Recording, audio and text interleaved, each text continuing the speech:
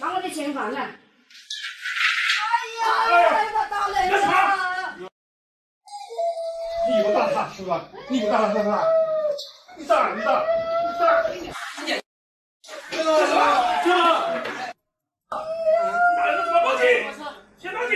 你見過這麼囂張的外孫嗎？花完外婆的100萬積蓄買車買房，提車後卻翻臉不認人，對外婆大打出手。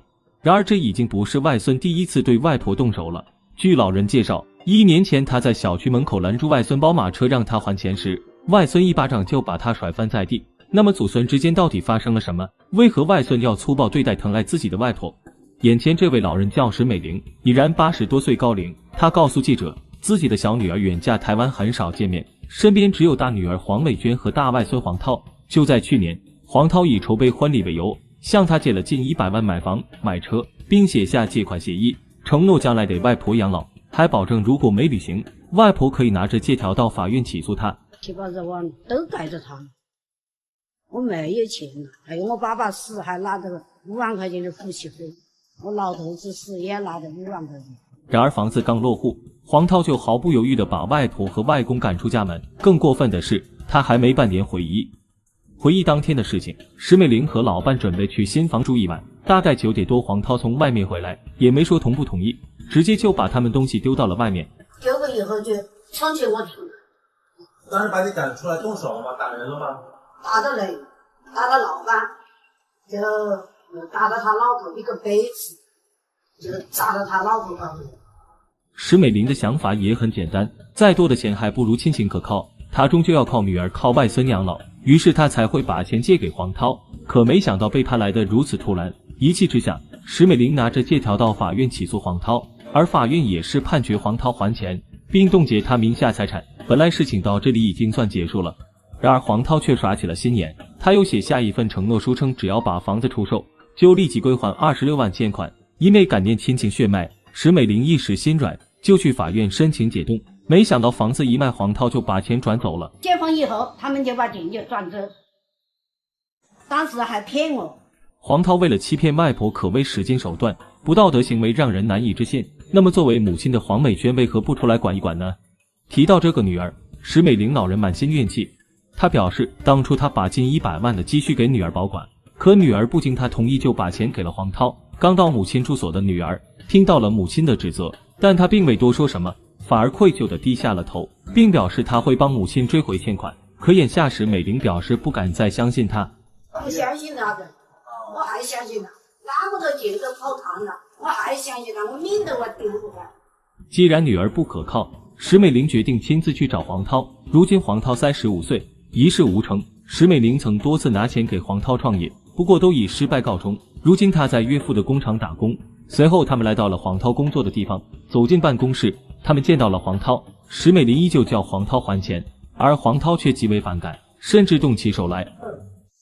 把我的錢還來！哎呀，我打人了！你有大他是吧？你有大他是吧？你打！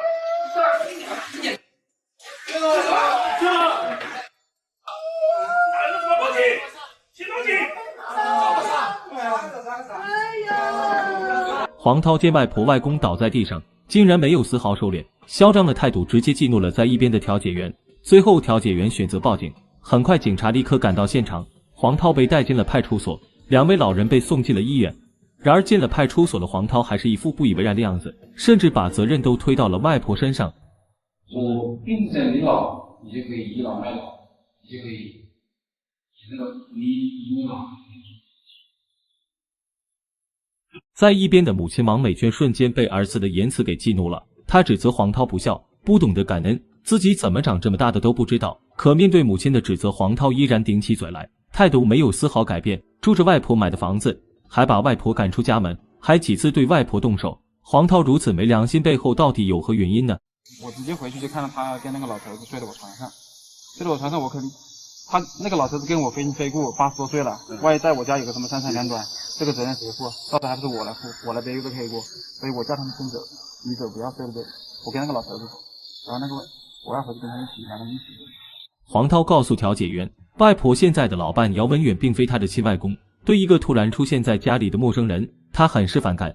於是才把他們趕出家門。這不禁讓人好奇，姚文遠究竟是怎麼跟石美玲在一起的？年過8旬還選擇跟石美玲再婚，難道跟黃濤有什麼利益衝突嗎？姚文遠表示，他跟石美玲是在老年公寓認識的。起初他是因為同情石美玲的遭遇，經常看見女兒來逼問要錢，可是逢年過節都不來看望一下。後來他生病住院，石美玲忙前忙後給他最好的照顧，兩人相處下來，姚文遠覺得石美玲善良、熱情、性格好，於是他便有了再婚的想法。而讓他們真正走到领證的還有一個重要的原因，姚文遠希望能跟石美玲名正言順的在一起。另外，結婚後需要手術簽字時，石美玲可以代替不一定能及时趕到的子女，可畢竟两人都年事已高，再婚時是否遭到了反對呢？子女反對，無非是擔心財產問題。他們都是怕我們互相侵占對方的財產嘛，或者經過實踐醫生證明以後，我們不是那種人。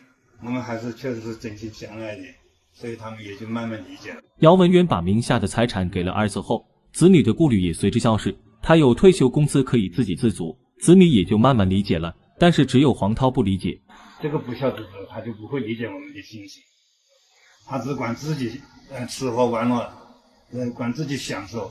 被黃濤趕出來後，為了能有個安身之所，姚文遠就出錢購買了一套公寓，寫了石美玲的名字。為了買這套房子，他們也欠了20多萬的外債，所以他們才會一直找黃濤還錢，可是卻被黃濤多次欺騙，讓他們徹底寒了心。按理來說，外婆老有所依，作為外孫就算不支持也不該粗暴對待外婆，可黃濤為何會如此反感呢？為了了解黃濤的真實想法，調解員再次約見了黃濤。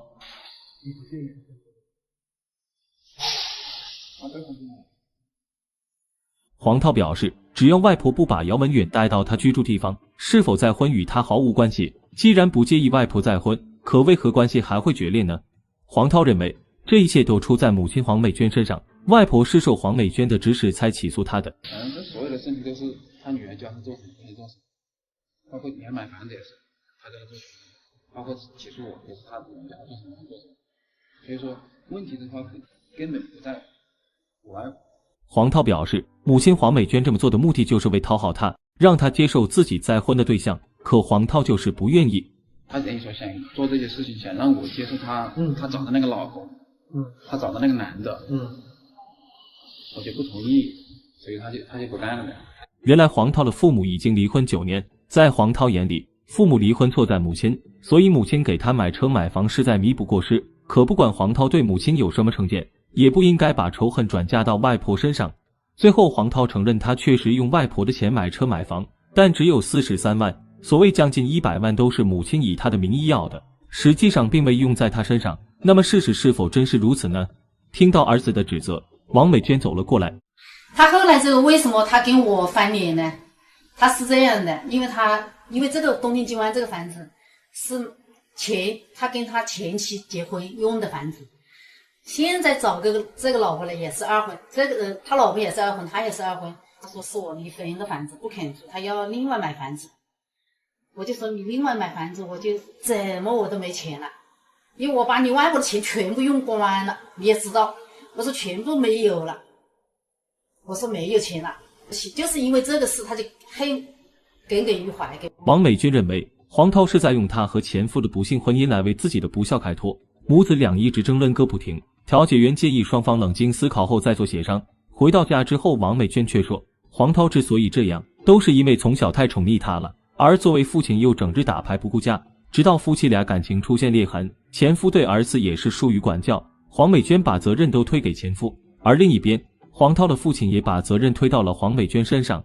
可以說，當然但是我也承認我是一個可能是教育方面可能是有所欠缺。但是最主要、最根本的原因，就是因為他07年，就那一年，他就出軌了。可不管如何受傷，為什麼是外婆呢？讓80多歲的老人用一生的積蓄買單，這樣真的合適嗎？到最後又找誰來負這個責任呢？事到如今，黃濤還是為自己的行為向外婆表達了歉意。之前比較衝動，然後在這裡跟他們老人家道個歉吧。還表示錢自己一定會還，但是目前自己沒有穩定的工作，只能按月償還或者拿網吧的股份抵債，可這直接遭到石美玲的拒絕。為什麼？我找他要之前他擋我一次，另一方面我年紀82還是83歲。黃濤一再出爾反爾，在他心中早已沒有信譽可言，而且他現在已經82歲高齡，估計也等不到還完的那天了，所以他現在只想拿回屬於自己的錢。最後，石美玲向法院申請強制執行，法院也將黃濤列入限高名單，一旦他拒不執行，法院會依法追究他的責任，對他進行拘留或者處罰。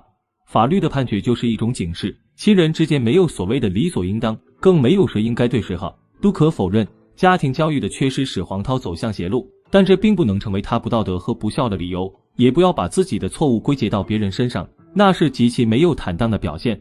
35歲的年紀已經步入而立之年，理應有了自己判斷能力。希望黃濤能好好反省自己的行為，重新找到作為家庭成員的擔當，